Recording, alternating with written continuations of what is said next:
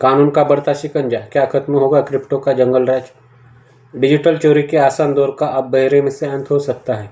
इस सप्ताह senator Elisa स्टॉल्टिन और जेरी मोरन ने स्ट्रेटनिंग एजेंसी फ्रेमवर्क और enforcement of crypto currency safe act पेश किया। यह द्विदलीय हमला उन बिखरी हुई सुरक्षा व्यवस्थाओं को खत्म करने के लिए डिज़ाइन किया गया है जिन्होंने लंबे समय से स्कैमर को ब्लॉकचेन की आड़ में फलने फूलने का मौका दिया है।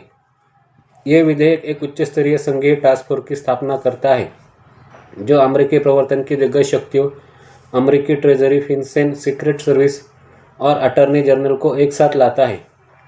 नियामकों और निजी क्षेत्र के बीच की खाई को पाटकर सेफ एक्ट का लक्ष्य स्थानीय पुलिस को वे हाईटेक फॉरेंसिक उपकरण प्रदान करना है जो वास्तविक समय में चोरी की गई संपत्ति को ट्रैक करने और उसे फ्रीज करने के लिए आवश्यक है। इसका समय बहुत महत्वपूर्ण है।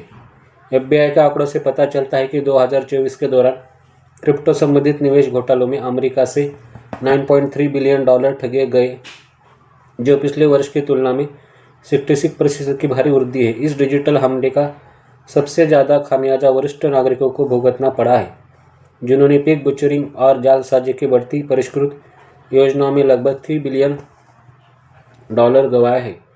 हालांकि इनमें से कोई धोखाधड़ी वाले मामलों में क्रिप्टो का उपयोग तकनीक के बजाय केवल एक लुभावने शब्द के रूप में किया जाता है, लेकिन इससे उद्योग की प्रतिष्ठा को भारी नुकसान हुआ है। उद्योग विशेषज्ञों का मानना है कि अब हवा का रुख बदल रहा है। डेफी लैब्स के जनरल काउंसिल गैब्रिएल शापिरो ने सोशल मीडिया पर स्पष्ट शब्दों में कहा कि सीक्रेट सर्विस और फिनसेन के एक साथ आने की संभावना स्कैमर के मन में खौफ पैदा कर देगी। सालों से एकीकृत संघीय प्रतिक्रिया की कमी ही स्कैमर की सबसे बड़ी ताकत रही है। TRX लैब जैसे निजी क्षेत्र के दिग्गज पहले से ही मदद के लिए आगे आ रहे हैं। TRX के नीति प्रमुख आरी रोडबोर्ड ने कहा कि पीड़ितों को प्रभावी ढंग से सुरक्षा करने का एकमात्र तरीका वास्तविक समय में इन गतिविधियों को रोकना है। ब्लॉकचेन इंटेलिजेंस को सीधे कानून प्रवर्तन कार्यों में एकीकृत करके सेफ एक्ट उन लोगों के खिलाफ लेजर की पारदर्शिता का उपयोग करना चाहता है जो इसका दुरुपयोग करते हैं।